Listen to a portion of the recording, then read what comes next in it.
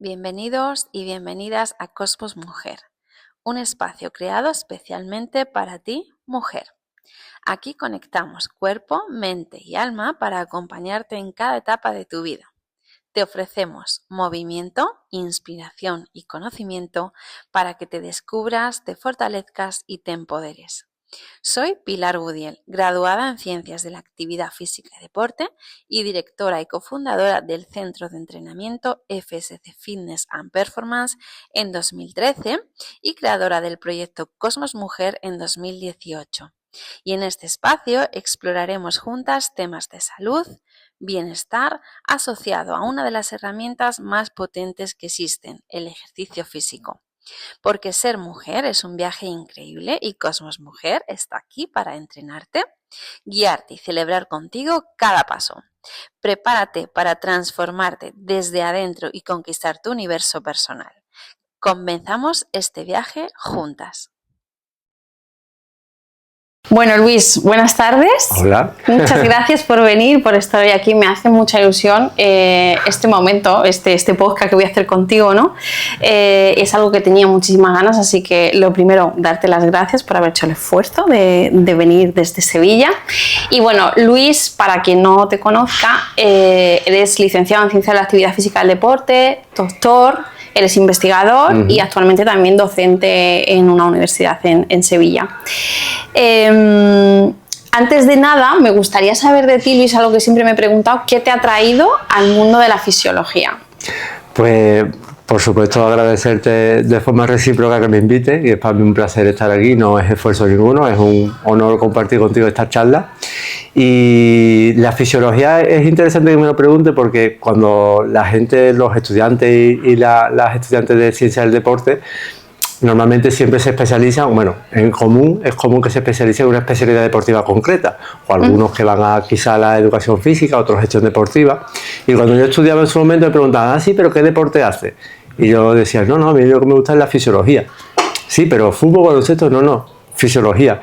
Porque yo descubrí que era una materia que te daba respuesta. Entonces a mí lo que me gustaba era eso, ¿no? De si el corazón late, pero ¿por qué late? ¿No? Y sudamos, pero ¿por qué sudamos? Entonces siempre hay un porqué detrás. Yo explico muchas veces cuando impartía la asignatura de fisiología del ejercicio, la explicaba de modo que recordaba la etapa de un niño cuando está empezando a aprender cosas. Esa fase exploratoria, ¿no? Que está siempre preguntando el por qué. Esa es la fisiología. La fisiología te ayuda a entender esos por qué, ¿no? Y entonces te da una visión general de cómo funciona nuestro organismo. Y a mí eso me atraía, me resolvía muchas dudas. Y por eso pues fui estudiando y especializándome en esa materia y a día de hoy pues podríamos decir quizás que soy fisiólogo del ejercicio, sí. Lo eres. Pero, ¿y te interesaste por la fisiología antes de estudiar la carrera o durante la carrera? ¿Y qué te hizo estudiar ciencia del deporte? Bueno, pues también porque no hacías deporte, has dicho. Bueno, sí, he practicado muchos deportes durante mi vida adolescente y desde niño siempre he sido una persona muy activa y como tal, pues bueno, pues en el momento de estudiar la carrera, no recuerdo muy bien ya aquella época, han pasado muchos años, pero me acuerdo que hablé con el jefe de estudios de mi instituto y le dije, mira, me gustan mucho las matemáticas, que me gustaban en aquella época las matemáticas y las ciencias del deporte. Y le pregunté, digo, a lo mejor una carrera va a tener más salidas que otra. Y me dijo, mira, probablemente las dos vayan a estar mal.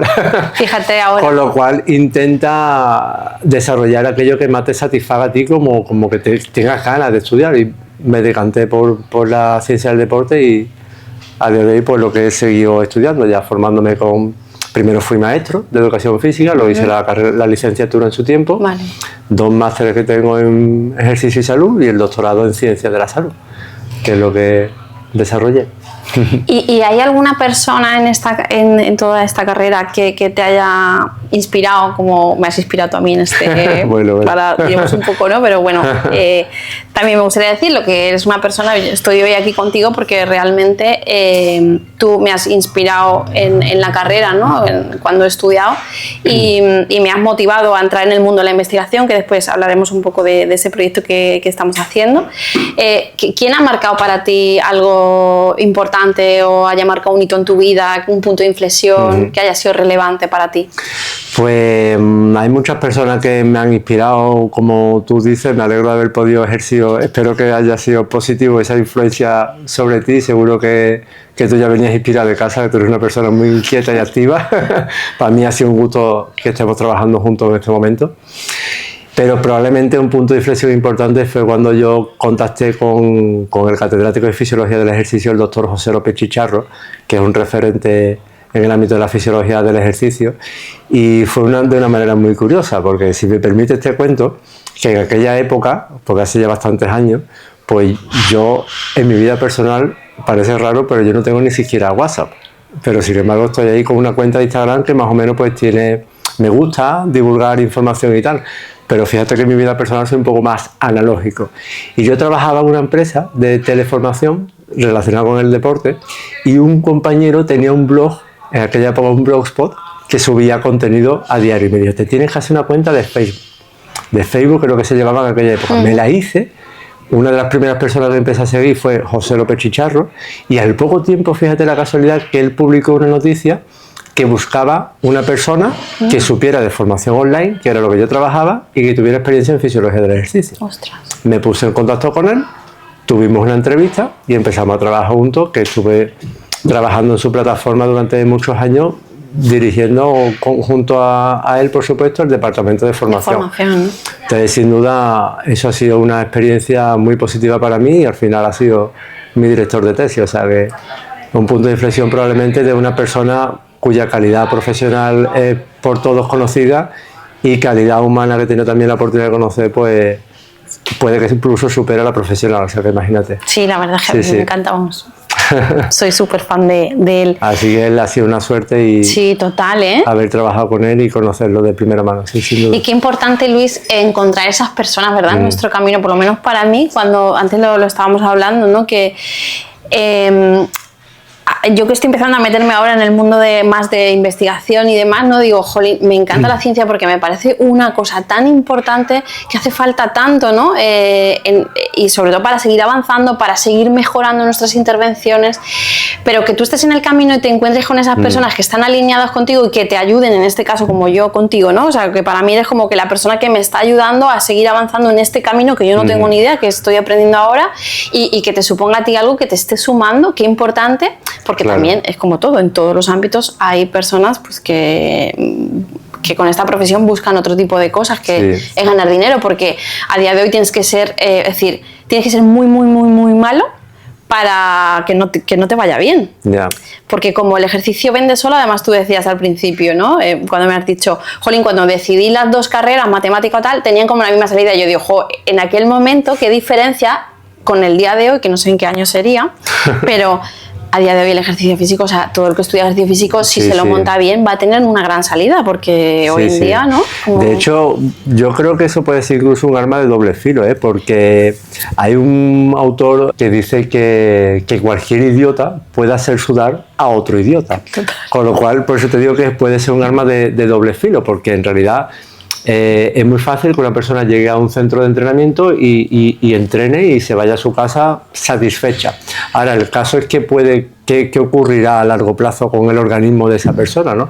Y ahí ya la prescripción de ejercicio requiere pues, unas ciertas competencias por parte de los profesionales que están dirigiendo esas intervenciones que en el fondo modifican el organismo de esa persona. Entonces, para mí es una cosa, bueno, para mí y para cualquier profesional es una cosa seria. Tenemos en nuestra mano una herramienta capaz de modular cambios biológicos en el organismo de una persona y tenemos que saber qué estamos provocando.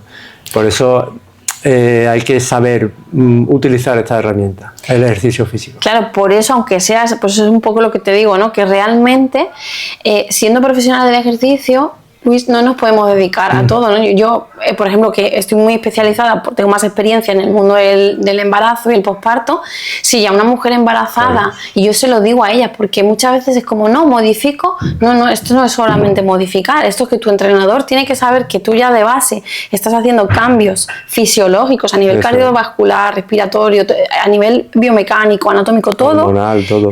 Exactamente, entonces, que cuando ya se están produciendo cambios, cuando tú intervienes con el ejercicio físico, va a tener un efecto. Entonces, eso hay que conocerlo, ¿sabes? Que no es solamente... Entonces, bueno, pues no sé por qué te decía esto, pero que te quiero decir que es importante que seamos responsables con la profesión y que defendamos mucho. Luis, yo estoy en esa línea mucho de defender mucho mi profesión y que detrás de esto hay estudio e intentar hacerlo lo mejor posible y que la ciencia sea una herramienta. Porque la ciencia no nos resuelve todo, Luis. No, la ciencia además es interpretable. Además, muchas veces los artículos científicos que en nuestra materia, en el ámbito del ejercicio físico, tú ves luego las muestras y son grupos muy reducidos. Claro. Entonces la extrapolación de eso a otro tipo de aunque sea la misma población y esté emparejado más o menos en edad, condición y demás, hay que saber que la respuesta, hay un alto porcentaje de respuesta individual a los estímulos de ejercicio. De hecho, ya no solo es que las personas sean similares a las de los estudios científicos, sino que también es cómo se está impartiendo el entrenamiento, ¿no? Porque cuando se habla, por ejemplo, ¿no? Entrenamiento de alta intensidad, sí, pero ¿cómo se ha evaluado que sea alta intensidad, por ejemplo? Porque unos estudios dirán que la alta intensidad se ha evaluado, por ejemplo, con la frecuencia cardíaca, ¿vale? Pero ¿cómo se ha medido la frecuencia cardíaca? Hace poco, ahora mismo estoy empezando a trabajar con una persona con síndrome metabólico, le hice una prueba en un tapiz rodante, una prueba para estimar su consumo máximo de oxígeno. La persona puso las manos y registró y él me decía, no, pues es que la frecuencia cardíaca está muy alta. Digo, sí, pero tú estás confiando que ese sensor está registrando realmente tu respuesta cardiovascular, que yo no digo que no sea la real, pero que la propia ciencia también tenemos que saber interpretarla, ¿no? Y eso es importante. Para bien y para mal, tenemos que basarnos en evidencia científica, pero también tenemos que aterrizar esa evidencia científica a la realidad de cada persona.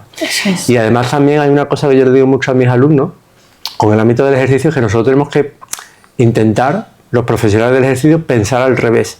¿Qué significa eso? Yo no puedo hacer un ejercicio porque eso se escucha mucho en el ámbito del fitness, por ejemplo. Este ejercicio es bueno para. Ya. Sí, pero es que yo no quiero pensar desde el ejercicio. Yo tengo que pensar desde el objetivo. Persona, ¿no? Desde el objetivo. Claro. ¿Cuál es el objetivo que necesita esta persona? Para eso antes tengo que además saber identificar su necesidad. Una vez que identifico su necesidad, voy a ser capaz de establecer un objetivo y diseñar un plan de ejercicio para conseguir las modulaciones y cambios fisiológicos necesarios para acercarme a ese objetivo.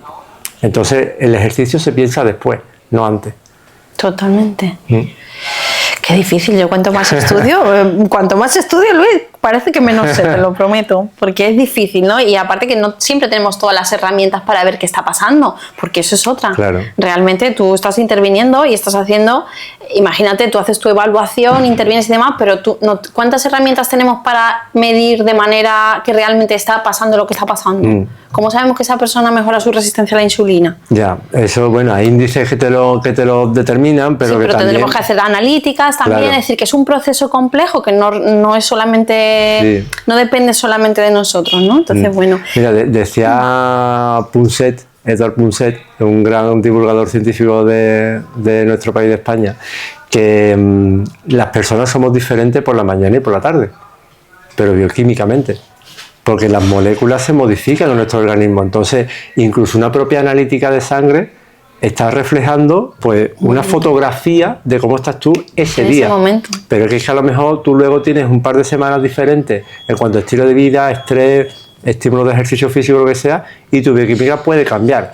Es cierto que es una herramienta, bueno, muy utilizada en clínica y que probablemente nos va a dar mucha información, mientras que la rutina de la persona más o menos se está manteniendo de cómo está su perfil lipídico, su resistencia a la insulina y demás, y nos va a ayudar a establecer pues, un punto de partida para orientar la intervención para esa persona.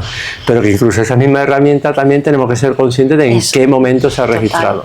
Bueno, mira, el otro día tuve una chica embarazada que entrena aquí con nosotros y ella también hace entrenamiento, hace CrossFit y Cosmos, o sea, combinamos las dos opciones, los dos entrenamientos, ¿no? Y yo les pido la frecuencia cardíaca en reposo durante una semana para estimarle. Vale.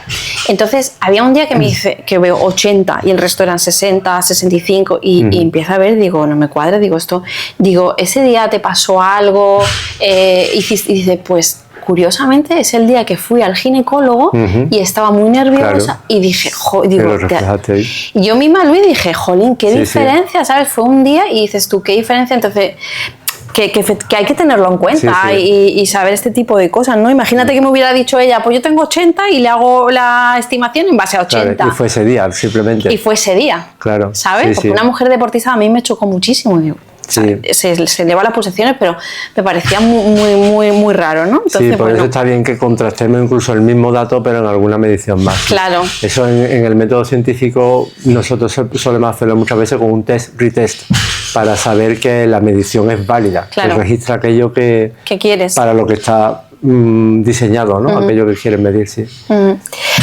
Bueno, y ya última pregunta, así un poquito de ti, ¿cómo equilibras todo, ¿no? ¿Cómo combinas tu vida de docente, como de investigador y como tu vida personal? Pues la respuesta es muy sencilla, no lo combino. Es incombinable. La conciliación son los padres, eso es. Totalmente. No, es difícil. La verdad que la vida, no solo docente, investigadora y familiar, sino cualquier profesional que tenga un trabajo fuera de casa o dentro de casa, que tenga que se teletrabaja, sabe que hay momentos en los cuales la división de tiempo equivalente a cada tarea es surrealista, porque hay momentos donde la familia demanda más y tienes que dárselo, momentos donde lo laboral también demanda más y tienes que intentar dárselo a la medida de lo posible. Es difícil, no sé. Ahora mismo personalmente no lo combino, sobrevivo. Bueno, muy bien. Pero bueno, al menos disfruto de mi trabajo y eso hace que la cosa sea un poco más llevadera. Sí. Me gusta. Además yo doy fe que disfrutas de tu trabajo como alumna tuya. Creo que por eso te elegí como profesor, ¿no? Que me iba a ayudar con mi TCG y ahora como mi futuro próximo director de tesis, porque se te nota que te apasiona lo que haces, que te gusta la manera de explicar, cómo lo haces en clase, que nos llegue la información y que genere buenos profesionales en un futuro. Para mí es tan importante, sí, Luis, que eso a mí fue lo que me gustó de ti, ¿no? Yo tengo una visión sobre eso muy interesante, creo, porque mi perspectiva como ser docente en la universidad, yo a mis alumnos se lo digo, algunos pillarán el mensaje, otros no lo sé, pero mi función no es que aprueben mi asignatura, mi función es que cuando salgan al mundo laboral, mi función no está con ellos tanto, mi función es más bien con la sociedad. Pues yo quiero que el día de mañana esos futuros profesionales al final sean gente que vayan a desarrollar lo mejor posible su trabajo, y si se dedican al ámbito de la salud, que es lo que yo más experiencia quizá pueda aportarles, pues yo me quedé tranquilo. Si el día de mañana está con un familiar mío, yo diga, vale, está en manos de Manolito o de Cristinita, por ejemplo. Y ahí yo diré, pues entonces he cumplido. Ahí está nuestra función, sacando profesionales a la sociedad tenemos que intentar pensar así. Sobre todo darnos las herramientas. Tus exámenes eran con guías o sea, nos daban qué guías, ¿no? Hay actualmente sobre, yo qué sé, por ejemplo, sobre una persona con obesidad, me acuerdo que fue el examen, ¿no? Y no aprendernos de memoria, porque realmente tú es como generar el pensamiento crítico, y con esta información que hay, si te viene una persona con obesidad que nunca ha hecho nada, que tiene el gimnasio a 200 metros de su casa, que vive en un primero con ascensor o sin hacer lo que sea, ¿no? ¿Cómo lo harías? Eso es. Entonces, porque tú el papel lo tienes delante, eso está yo siempre. lo doy. Yo te digo, yo la información que tú como profesional no tengas que memorizar, yo no te la voy a pedir que lo memorices. Eso es perder tu tiempo. Eso es absurdo. Yo te la doy. Los apuntes por delante, y ahora te doy un caso práctico para que tú sepas utilizar esa información. Porque ese es el problema, ¿no? Cuando salimos a la realidad que nos encontramos con personas reales, y que tú lo que te has aprendido de memoria, yo no me acuerdo de nada de lo que me he aprendido de memoria en la universidad. Entonces, por eso creo que hay que fomentar el aprendizaje significativo. Eso es. Bueno, vamos a pasar un poco ya a profundizar más en tu materia, o lo que a mí me gustaría que compartiéramos hoy. Como tú sabes, yo estoy más vinculada al mundo de la mujer, o de manera más específica es mi pasión. Por mi propia experiencia personal, yo lo he contado muchas veces, yo empecé a entrenar ya de más adulta porque yo tenía miedo a moverme, porque no tuve unos buenos educadores cuando era chiquitita, y incluso sensación de incompetencia por mi parte, ¿no? Era como que no me veía capaz. Pero entonces, bueno, cuando me decidí a entrenar, uno de mis juicios personales, de mi cabecita, era que no me quería poner como un hombre. Entonces yo, cuando empecé a entrenar, me iba a un gimnasio femenino y me hacía elíptica 30 minutos, o caminata 30 minutos, o correr. Entonces, claro, llegó una entrenadora y me dijo, Pilar, ¿por qué haces esto? Tienes que hacer entrenamiento de fuerza. Ella fue, ¿no?, otra de mis referentes en mi camino. Y yo dije, venga, vale, lo hice como entrenamiento personal. Digo, pero Cristina, yo no me quiero poner como un hombre. No. Es que además fue algo, Luis, y es que ha pasado tiempo y me lo sigo encontrando a día de hoy, ¿no? Que Cosmos nace de eso, porque para que ayudar a otras mujeres que estaban en mi situación a quitar esa creencia. Pero, ¿cuál ha sido mi descubrimiento? Que cuando yo empecé a ganar masa muscular y a verme mejor, primero que físicamente me veía mejor, o sea, fíjate, ¿no? Que tú dices, no me quiero ver como un hombre, pero no, si es que estéticamente me veo mejor. Y luego, pues mis niveles de energía cambiaron, mi capacidad de moverme, mi confianza en mí misma, es decir, he ido superando desafíos personales en cuanto al movimiento. Y para mí, cuando una mujer me dice algo de eso, le explico por qué es importante el entrenamiento de fuerza en base a su hueso y a su músculo, y que el músculo no solamente es para movernos, sino porque es importante, que yo creo que esto se sigue desconociendo mucho, como un órgano metabólico, ¿no? Y el poder del entrenar fuerza, el poder de hacer contracciones musculares, como dice Chicharro, contracciones musculares, para tener beneficios en cuanto a salud, más allá de lo estético, ¿no? Entonces, bueno, cuéntanos un poco, como lo quieras enfocar tú, si quieres primero el hueso, el músculo, como tú veas, ¿por qué tenemos que cuidar nuestro hueso y nuestro músculo como mujeres? Es interesante y afortunada las mujeres que entrenan con una persona como tú, que tiene esas inquietudes y esa formación para poder educar, cosa que desgraciadamente, como tú bien dices, hay muchas personas que no se la han encontrado, pero ya poco a poco va cambiando. Es cierto que la industria del ejercicio físico ha mejorado mucho en los últimos años, pero todavía queda mucho camino por recorrer y bueno, intentaremos seguir aportando nuestro granito de arena dentro de lo que podamos. Pero ya no solo la industria del ejercicio físico, yo creo, escuchando a personalidades tan importantes como por ejemplo Chicharro, acabas de mencionar, ellos que son realmente los referentes de las nuevas generaciones que venimos como nosotros, ya dicen que la propia perspectiva de la fisiología humana está modificándose, ¿no? Porque anteriormente se visualizaba la medicina o incluso la fisiología en general como que del ser humano, quiero decir, que tenemos un corazón, entonces el resto de órganos tiene que satisfacer la demanda de ese corazón porque ese corazón tiene que bombear sangre, y hoy en día esa perspectiva, ese protagonista no está siendo el corazón, sino está siendo otros órganos, por ejemplo el músculo esquelético. Entonces parece que el resto de órganos están aquí en nuestro cuerpo para satisfacer las necesidades de ese músculo esquelético. ¿Qué pasa? Que si ese músculo esquelético no tiene necesidades que satisfacer porque falta actividad, y la actividad me estoy hablando de movimiento que genere contracciones musculares, pues entonces obviamente el resto de órganos van a perder su capacidad para satisfacer esas necesidades, y es cuando vienen los problemas de salud. Entonces la necesidad de movernos es una necesidad biológica inherente a nosotros como seres vivos, pero seres vivos en movimiento, porque yo siempre digo lo mismo, nosotros no somos plantas. Eso es. Si no te gusta tener que entrenar, tener que hacer ejercicio, pues haber nacido amapola o aloe vera o otro tipo de ser vivo que pueda vivir sin el movimiento, ¿no?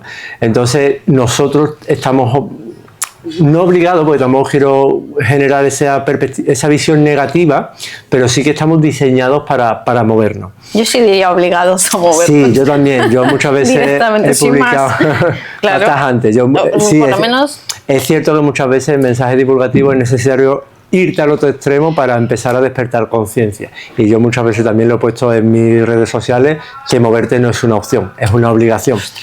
Pero también hay que saber meter el movimiento en la vida real de una persona, porque tú dile que se tiene que hacer 150 minutos de actividad a intensidad moderada a una persona, como dice la Organización Mundial de la Salud, a la semana, es una persona que tiene pues no sé cuántos hijos en su casa y trabaja 10 horas fuera de casa y todo el rollo. Es difícil, pero tenemos que poco a poco integrar la actividad física en nuestro día a día, eso sin duda. De hecho, ¿en qué sociedad vivimos que se le tiene más miedo al movimiento que a la silla? Eso también es otro tema cuestionable, pero bueno.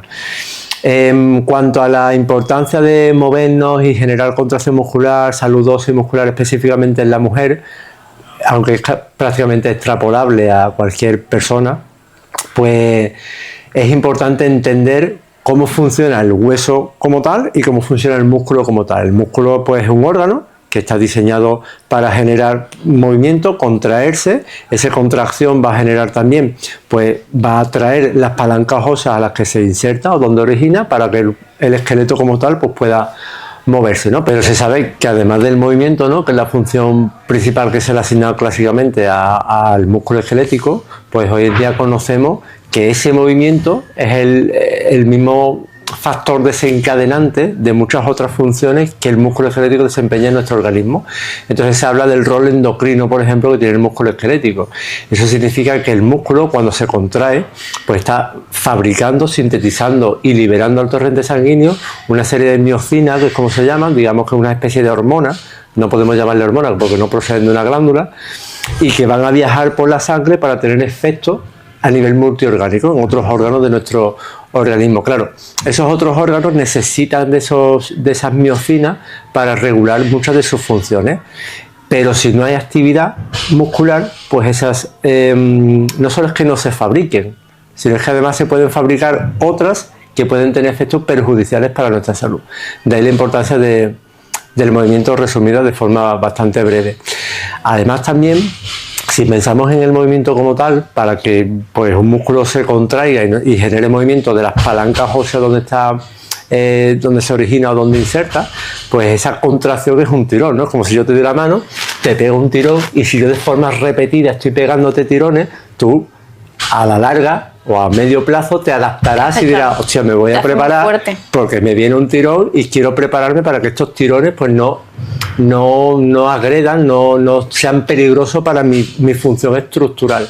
Entonces eso, dentro del hueso, el efecto que tiene esa tensión mecánica de los tendones que están siendo tirados, que tienen tirones, ¿no? Que presentan tirones desde la contracción del músculo, pues esa zona ósea donde están insertando los tendones va a responder a la larga, pues fortaleciéndose, que en el fondo tampoco es que se fortalezca, sino que aumenta la densidad mineral ósea para tolerar mejor pues los tirones repetidos. Y cuando hablo de repetido, pues ya no podemos hablar únicamente de actividad física, sino que hablaríamos de ejercicio físico. ¿Por qué? Porque va a requerir una práctica sistemática.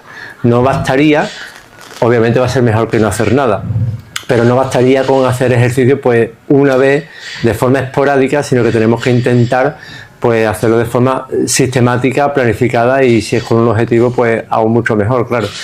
Entonces esa importancia es especial relevante en la mujer, porque la mujer pues va a experimentar una serie de cambios, sobre todo con el embarazo, ¿no? Que son las mujeres con las que tú más trabajas, o en el periodo de la menopausia, por ejemplo, donde hay una serie de cambios fisiológicos regulados por una serie de cambios hormonales que a lo mejor es extenso ahora de comentar, pero que va a poner en riesgo la salud ósea de la mujer. Entonces, para prevenir esa pérdida de densidad mineral ósea que pudiera suponer un estado de fragilidad, pues el entrenamiento de fuerza bien controlado y bien prescrito y que sea bien tolerado es una herramienta fundamental en este caso.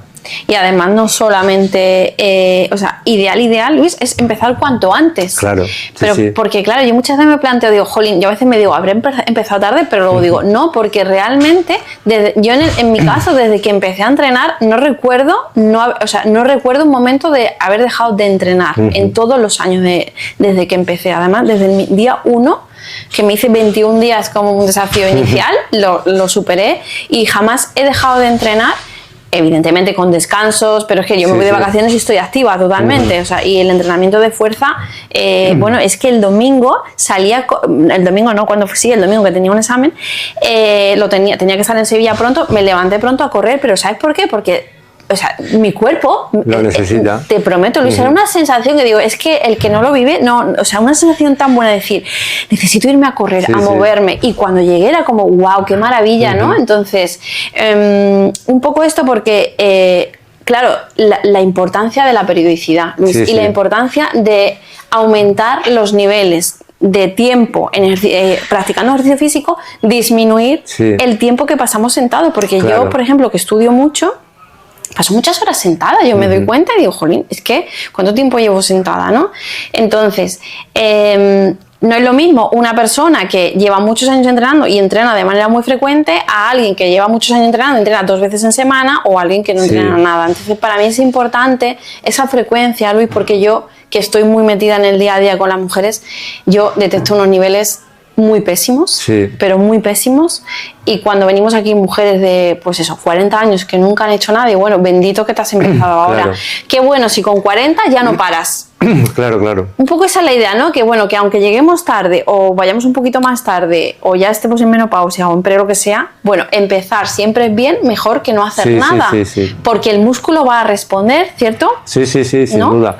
De hecho, yo quisiera lanzar un mensaje quizá un poco más positivo y la idea sería que se empiece.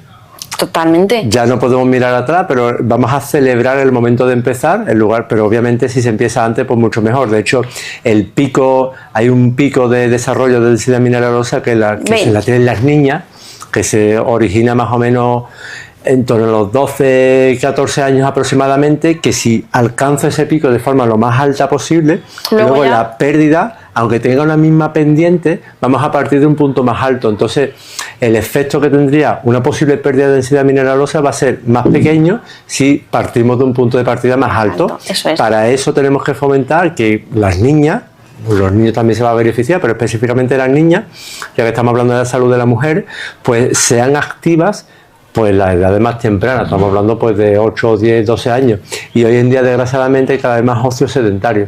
Entonces esto está generando un problema importante a nivel de nuestra sociedad, cada vez más casos de síndrome metabólico en los colegios y en los institutos, cuando eso era algo impensable. Y de diabetes, Claro, síndrome metabólico, diabetes, hipertensión, obesidad, con etcétera, hipertensión etcétera. en niños también, ¿no? Sí. Claro, pero yo, Luis, o sea, soy positiva, pero que, o sea, no quería a lo mejor dar un mensaje como que no sea positiva, pero yo que me dedico a mujeres embarazadas, esto que se sigue desarrollando, claro, y me sirve para que ellas vean el beneficio y explicarles que sus hijos, como están embarazadas, están gestando, porque cuando nazcan, si ellas ya experimentan el beneficio, pues tengan más facilidad luego de que sus hijos dediquen tiempo a actividades extraescolares que sean de movimiento, y no priorizar, que a nosotros nos ha pasado, es como no podían venir a entrenarlos a las clases de pequeñitos porque tenían idioma, porque tenían inglés, tal. Y es como, wow, es que no les está dando la importancia que requiere el movimiento, ¿no? Y yo diría incluso antes, Luis, o sea, desde pequeños los niños tienen que jugar en los parques, ¿sabes? O sea, sin duda. ¿no? Y lo que pasa es que también tenemos que pensar un poco cómo una persona llega a adquirir esa frecuencia, porque esa frecuencia que tú comentas que es fundamental y esa práctica sistemática es fundamental, pero para eso nosotros los profesionales tenemos que conseguir que les guste. Eso es. Que disfruten, porque el objetivo siempre va a estar en el camino, no el alcanzar una meta determinada de pues, una pérdida de grasa determinada o una ganancia de masa muscular determinada o una reducción del dolor determinado. El propio camino ya tiene que ser satisfactorio. Si conseguimos eso, el resto va a ser pues una consecuencia de estar andando un camino por el cual me agrada, tengo ganas de caminar por ahí, y ese camino pues obviamente va a ser el hecho de practicar ejercicio físico de forma regular. Mira, es algo por lo que me siento muy orgullosa en Cosmos, porque porque me encuentro mujeres, Luis, que nunca han hecho nada, empiezan a entrenar en el embarazo porque ven como un momento, sobre todo lo hacen por sus bebés, ¿no? Como le han dicho que entrenar en el embarazo es bueno por sus bebés, entonces ella como madre va a hacer todo, ¿no? Pero esas madres que luego yo las veo entrenando aquí ya, porque ya han hecho sus pospartos, se han dado de alta con la fisio suelo-pélvico y ya tienen un hábito adquirido, para mí ese es mi éxito profesional. Es que hemos conseguido que una mujer genere adherencia, que le guste, que disfrute y que vean esto algo realmente positivo para su salud. Buah, a mí eso es algo súper bien, porque el que viene con un hábito, pues ya pues sabes que lo tiene. El difícil es el que viene sin nada. Sí, sin duda. Y romper la barrera que muchas veces hay hacia empezar a hacer ejercicio, incluso por lo que tú decías antes, ¿no? Ese mito todavía presente en nuestra sociedad de que una mujer no quiere hacer ejercicio de fuerza porque se va a poner voluminosa. Lo que quizá, yo creo que ahí hay dos problemas. Uno es el desconocimiento que hay acerca de qué requiere un hombre para ponerse voluminoso. Eso requiere mucho esfuerzo. Eso no es solamente levantar y una pesas. Mujer también realmente. Claro, y una mujer el mismo esfuerzo, por supuesto. Entonces tú no te vas a poner voluminosa, primero porque se supone que el entrenamiento que te van a diseñar va a ser el que tú quieras, buscando el objetivo que tú necesites. Si tu objetivo es ponerte voluminosa, pues entonces podrás conseguirlo, pero que no es solo el entrenamiento, hay otra serie de factores que también van a influir ahí, incluso algunos de ellos con trampa, por decirlo de alguna forma suave. También, ¿no, Luis? Realmente. Pero que además también el otro problema que yo creo que hay a este respecto es ¿cómo decirlo? La escasa el escaso conocimiento que hay en torno a lo que es el entrenamiento de fuerza. Porque el entrenamiento de fuerza clásicamente, aunque la palabra clásicamente quizás ya tengo que decirlo, tendría que quitarla porque todavía se está viendo así, está asociado por la sociedad, quiero decir, espero que por los profesionales no, exclusivamente a una sala de entrenamiento, una sala de musculación. ¿Cómo que de musculación? A una sala de bienestar de tu salud, no solo musculación, porque lo que estamos haciendo ahí es activar tu organismo para darle el estímulo que tu organismo requiere.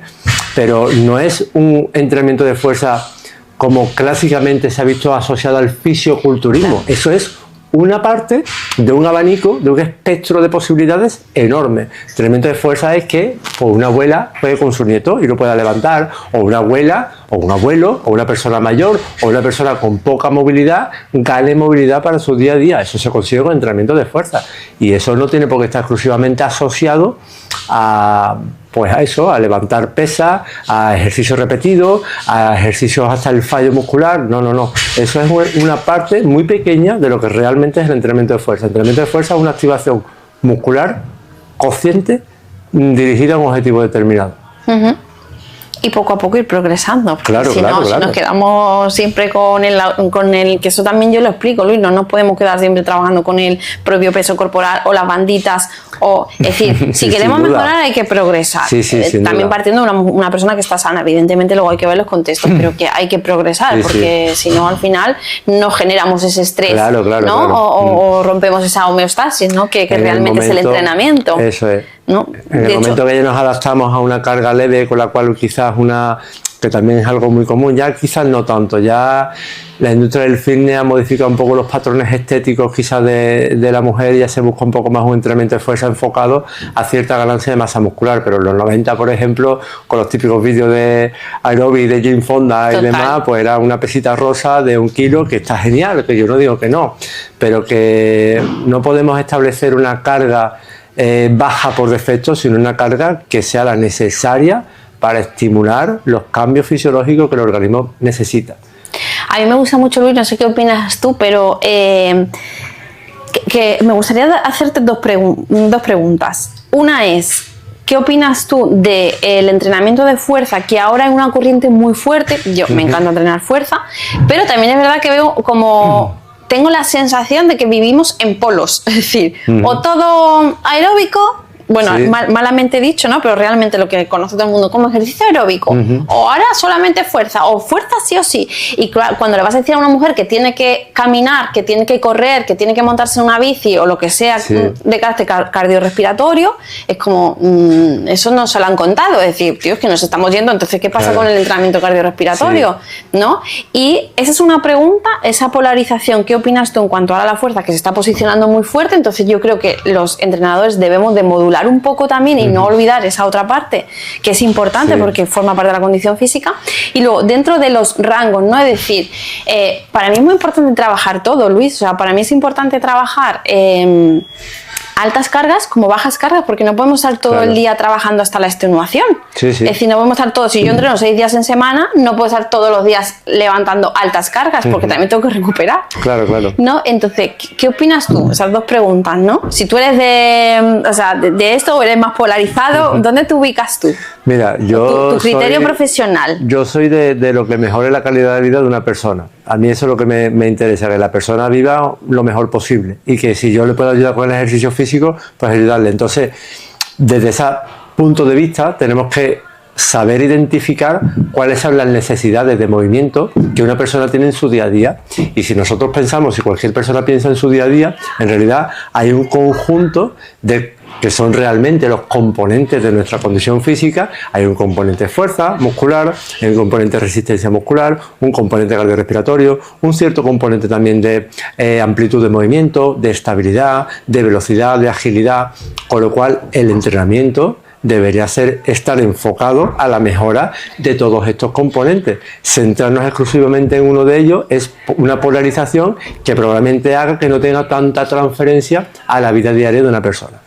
Dicho esto, que sería el punto quizás o el mejor enfoque posiblemente que podamos tener a la hora de diseñar un entrenamiento, también tenemos que aterrizar de nuevo sobre la realidad de una persona.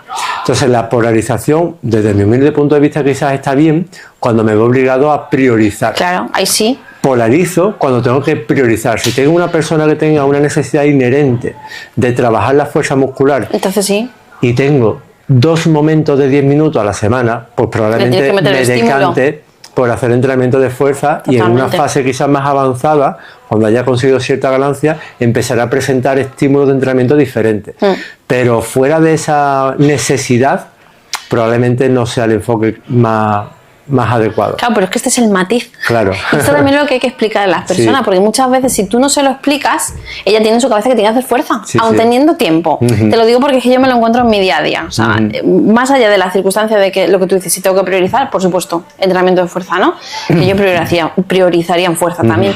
Pero si contamos con personas que entrenan más días, claro, y entonces vamos a intentar tocar todo, ¿sabes? O sea, tocar todo, y cada componente además con diferentes estímulos, como tú planteabas antes, no solo cargas altas siempre, sino también jugar con la carga que se levanta, con la velocidad que se levanta, yo eso lo hago muchísimo. Alternando también patrones de movimiento. Yo siempre le digo a mis alumnos, no te cases con el ejercicio.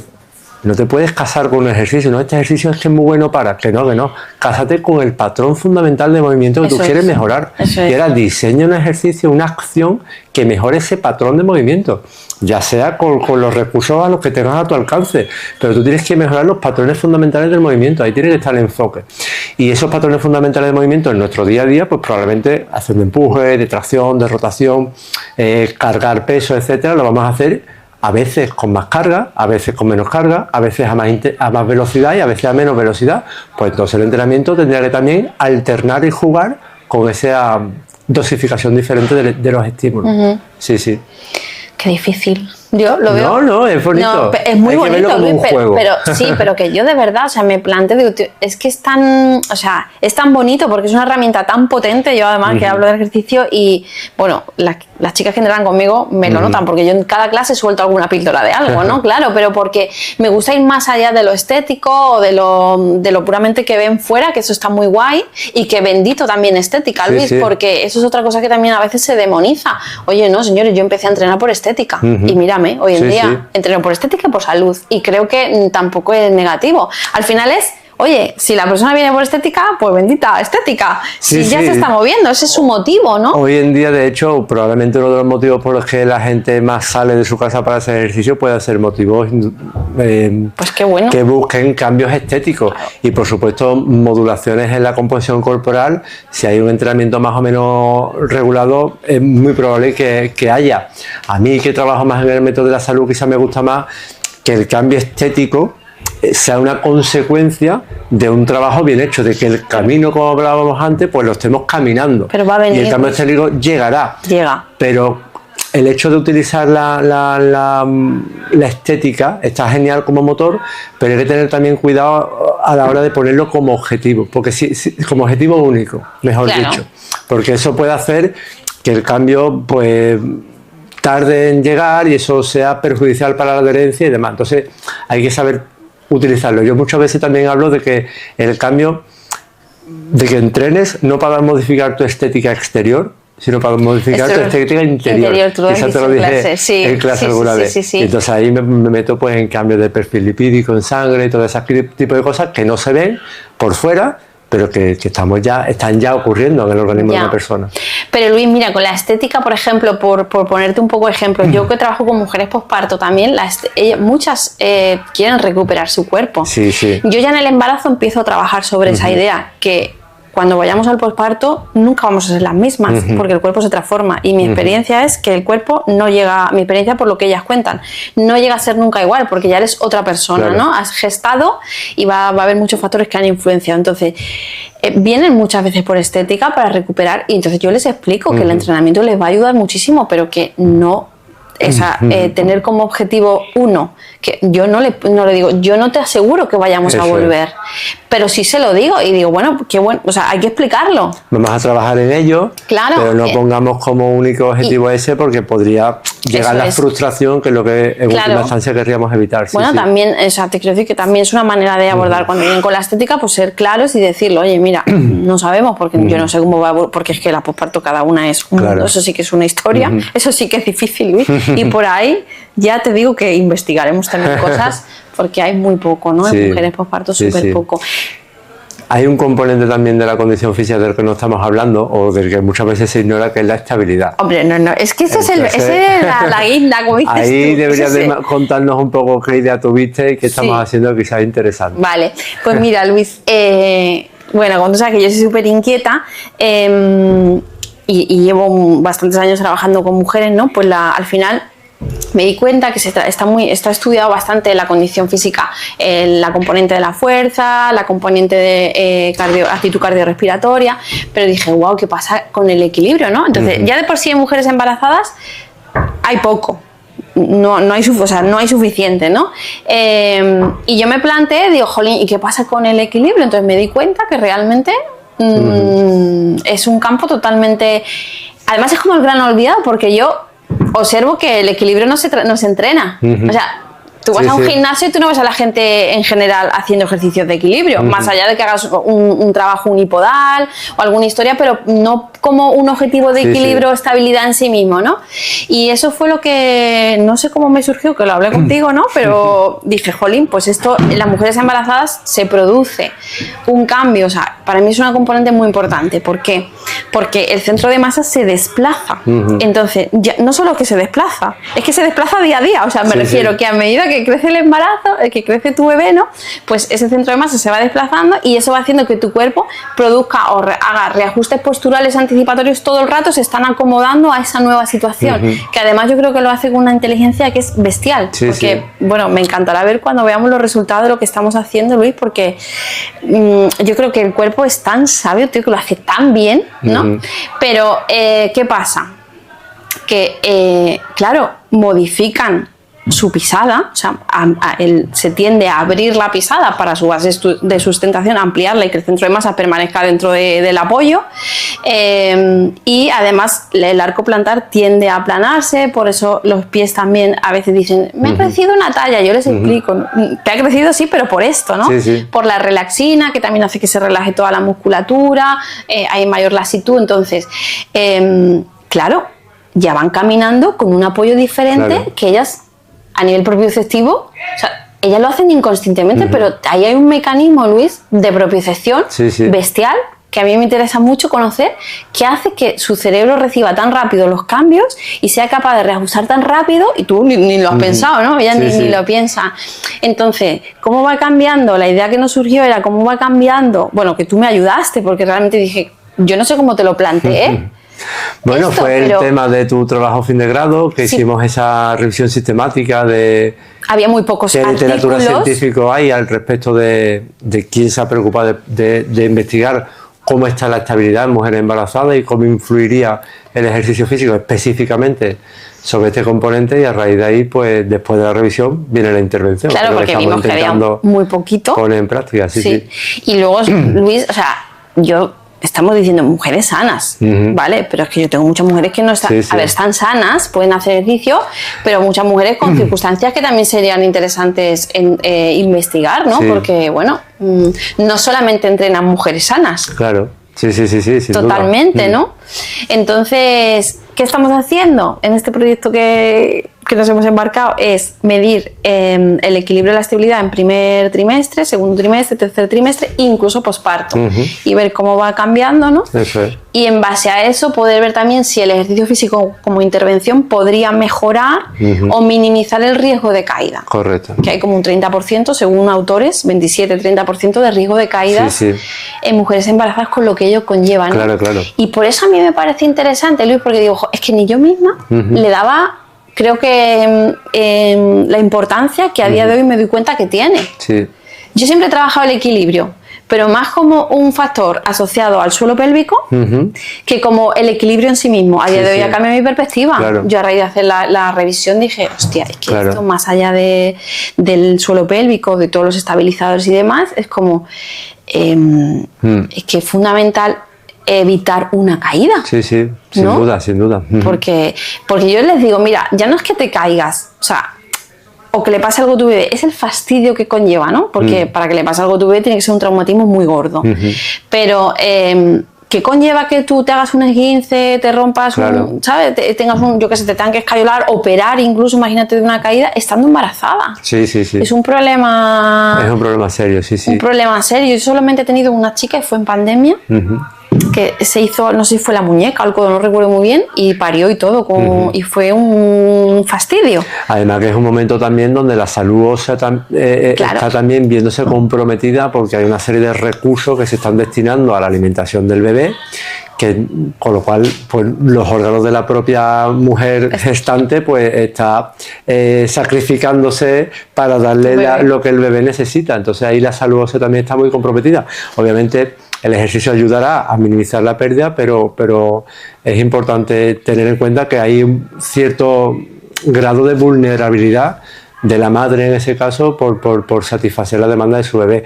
Yo siempre digo además también que todo el mundo tiene osteoporosis hasta que se diagnostique lo contrario, porque en el fondo como es una enfermedad que no presenta síntomas, Totalmente. no deberíamos asumir que tenemos huesos fuertes y tolerantes a una caída, porque muchas veces al final ocurre, pues la mujer esta que se cayó a lo mejor tuvo ese tipo de fractura porque ahí había una reducción de la densidad mineral ósea que podríamos haber intentado prevenir.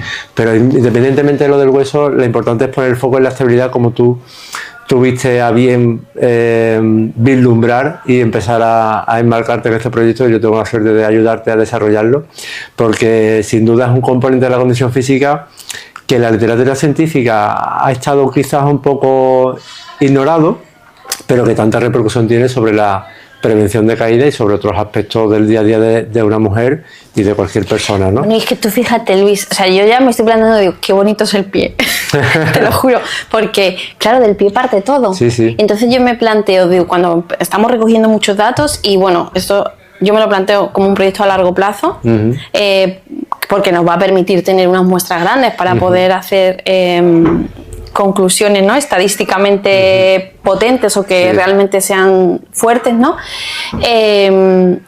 Yo me planteo, digo, veremos si esas mujeres en el posparto su pisada llega a ser, porque lo ideal es que las cojamos antes de quedarse embarazadas, ¿no? Y esas las podremos comparar.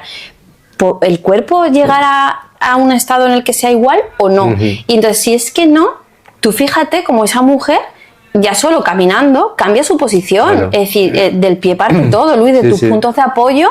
Entonces, esa mujer si entrena, evidentemente no estás en un apoyo igual que el que llevabas viviendo toda tu vida. Si Claro, tú quedas claro. embarazada con 38 años, 35, lo que sea, llevas toda la vida haciendo una pisada, ahora tienes una transformación como la que conlleva el embarazo, tantos reajustes, ahora pasas a un posparto que todavía no estamos reajustando y no sabemos que puede durar hasta el año, y ahora seguimos, ¿no? ¿Y qué pasa con ese pie Claro. y con ese cuerpo que va para arriba? Sí, sí, sí. Porque ya todo... Por eso, qué guay, ¿no? Sí, sí, eso de es estudiar, me superinteresante. refiero. Y para tener la fotografía completa de cómo evoluciona la estabilidad a lo largo de la gestación, incluso luego en la fase de posparto, pues lo interesante sería tener los datos de la mujer antes de quedarse embarazada, ¿no? Para poder tener pues esa fotografía que a día de hoy, desde mi conocimiento, no tenemos, ¿no? Entonces es lo que vamos a intentar aportar con el proyecto que estamos desarrollando. Entonces, por eso estamos utilizando una plataforma de fuerza que nos permita conocer pues la fuerza que ejercen los pies sobre el suelo de la mujer en diferentes posiciones, en diferentes condiciones. En este caso, que parece que estamos de pie y no está pasando nada en nuestro organismo, Totalmente. yo suelo poner siempre el mismo ejemplo. ¿No te ha pasado nunca que tú estás en un ascensor y a lo mejor crees que va a parar una planta, pero sigue para arriba? Y tu cuerpo es así como que estabas preparado para parar si no ha parado, o al revés, o para abajo, o que estás en el metro o un transporte público, estás de pie en un autobús, por ejemplo, y crees que va a parar, pero no para. Entonces tu cuerpo, ahí te das cuenta de que tú te estabas preparando para resistir un impulso que al final no ha venido. Eso significa que estaba trabajando. Claro. Que parece que no, pero estaba trabajando. Entonces tenemos ahí un complejo sistema regulado principalmente por el cerebelo y otras estructuras del sistema nervioso central que están ayudándonos a mantener el cuerpo de equilibrio. Pues aprovechando que tenemos esta plataforma que mide esas variaciones tan sensibles, a esas variaciones tanto de fuerza como de presión, pues vamos a ser capaces de identificar pues eso, cuánto se desplaza el centro de presión en la pisada de cada uno de los pies hacia adelante y hacia detrás, y hacia un lado y hacia el otro. Entonces ese es el análisis que estamos realizando. Además también para llegar a eso, pues detrás de querer medir la estabilidad, que es lo que tú querías, pues yo intenté ayudarte a poder definir cómo podemos medirlo. Entonces tenemos que pensar, vale, tenemos la plataforma, tenemos a las mujeres, pero ¿qué les vamos a pedir que hagan encima de la plataforma? Entonces estamos diseñando un protocolo que es el que estamos poniendo en marcha y es el que las mujeres pues están realizando para darnos a nosotros los datos que necesitamos para hacer ese análisis, ¿no? No solo en pie juntos, sino que también estamos pidiéndole que lo hagan con ojos abiertos, con ojos cerrados, que hagan también ciertas transiciones para evaluar un poco la estabilidad dinámica. Y bueno, pues como el proyecto está ahora mismo en plena ebullición, pues todavía no tenemos datos todavía, pero estoy seguro de que podremos llegar a tener una visión bastante completa, pues de cómo evoluciona este parámetro, y eso nos ayuda a ti como responsable del centro, y espero que si esto pues lo podemos publicar en el futuro, pues a otros profesionales para saber si es un componente que merece más atención desde el punto de vista del entrenamiento o no, que probablemente nuestra hipótesis es que lo sea, porque esa modificación de la estabilidad vamos a poder prevenir una pérdida si enfocamos correctamente el entrenamiento. Pues qué guay, ¿no? Realmente estamos, sí, es un desafío súper chulo. Ahí estamos. Súper chulo. Bueno, pues yo creo que, Luis, de esto no se nos queda nada, ¿no?, importante por decir. Bueno, darte las gracias, por supuesto, que me estés ayudando en mis inquietudes, en mis millones de dudas que te bombardeo siempre, y tú haces ahí, además, no, Pilar, céntrate, me empieza a preguntar, no, Pilar, por aquí es el camino, vale, profe, venga. Pero es guay, me encanta, Luis, lo que estamos haciendo, me motiva un montón, y como yo siempre digo a las mujeres, gracias a vosotras, porque les doy gracias todos los días que las mido, esto nos va a ayudar a poder seguir avanzando, vamos a utilizar la ciencia como un recurso positivo, intentar hacer las cosas bien, para eso te tengo a ti, lo mejor posible, para que esta profesión crezca desde hagamos, Luis, esa práctica basada en evidencia, ¿no? Realmente, ¿no? Duda. O sea, es utilizar la mejor evidencia posible en mi día a día de la mejor manera posible, atendiendo la realidad de cada persona que tengo delante, ¿no? Para mí esa es mi máxima como punto ahora mismo que estoy entre la ciencia y la experiencia, porque yo estoy ahora mismo justo en ese medio, que es el punto que a mí me mola. Y a largo plazo, como estas mujeres, sobre todo esas posparto que están muy perdidas, Luis, que están muy abandonadas, las mujeres posparto ya es, nace tu bebé, ¿y cómo está tu bebé? No, hola, ¿qué tal estoy yo? ¿No? Oye, ¿cómo las vamos también a acompañar? Porque cada vez quieren seguir entrenando más. Yo lo observo aquí. O sea, cada vez antes me dicen que quieren volver, que quieren seguir, como una manera primero de reencontrarse otra vez con sus cuerpos, y luego también de a nivel emocional y psicológico lo que implica, ¿no? Entonces, bueno, que encontremos maneras de poder ayudarlas mejor, creo que es súper importante. Bueno, y para ir cerrando un poco, Luis, me gustaría hacerte una pregunta. Bueno, ¿cómo ves un poco a futuro el papel de las mujeres? Y te pregunto esto porque a mí me interesa saberlo. O el rol, todavía somos pocas, tanto en el mundo del entrenamiento como ahora mismo lo que estoy viendo yo en el mundo de la ciencia, ¿no? ¿Cómo ves el rol de las mujeres dentro del mundo de la ciencia?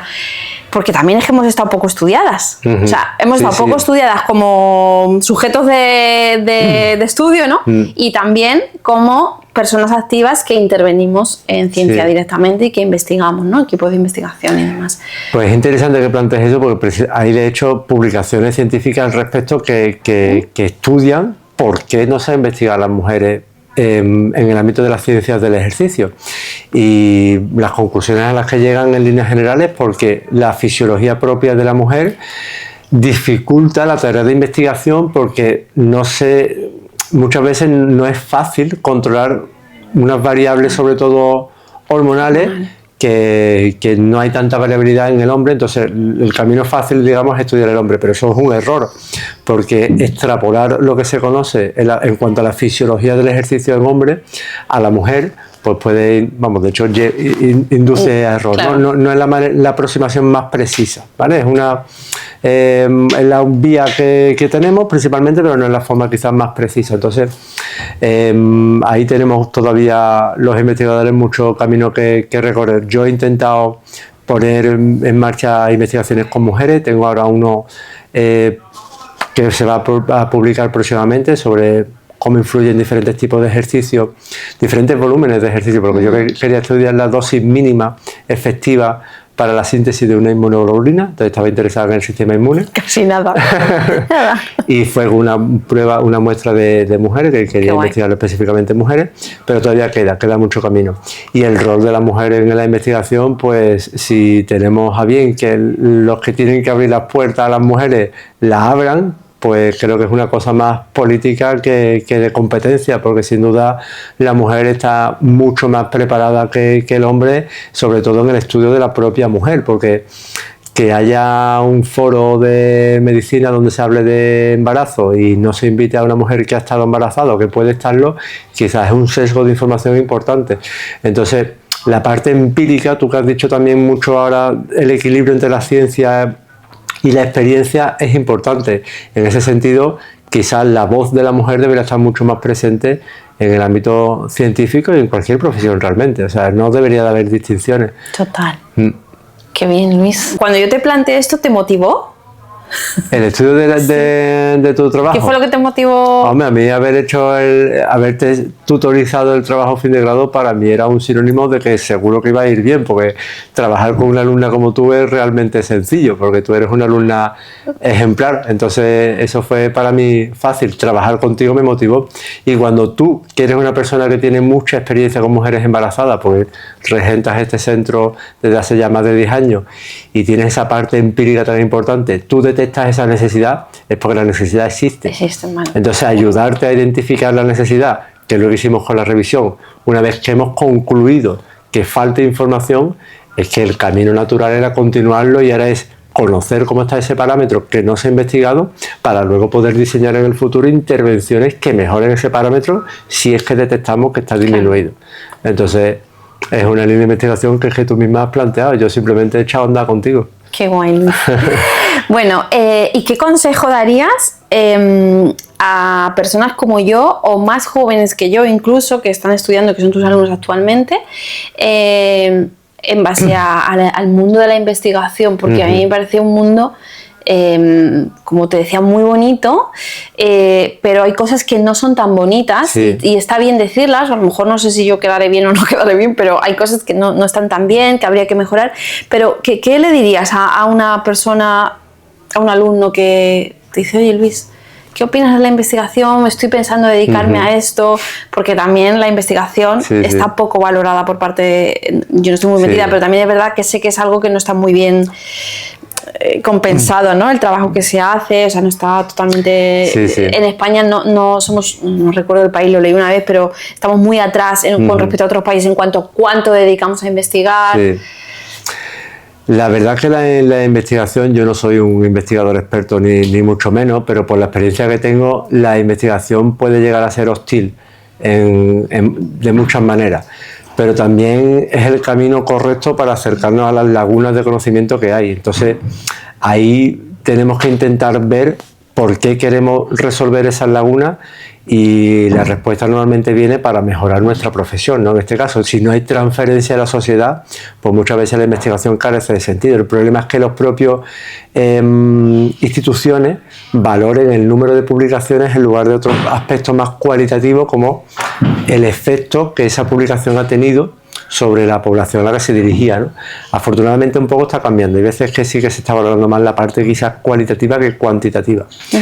Pero el consejo sería que seamos críticos, que no interpretemos una conclusión, un hallazgo con una verdad absoluta, sino que siempre contextualicemos esa información que estamos leyendo, seamos críticos también con dónde está publicada, quién la ha publicado, cómo fue el método científico que siguieron para extraer esas conclusiones, y ser conscientes de que eso fue lo que se analizó en un grupo de personas determinado con una intervención determinada. Luego extrapolar eso a otra población pues podría no tener los efectos esperados.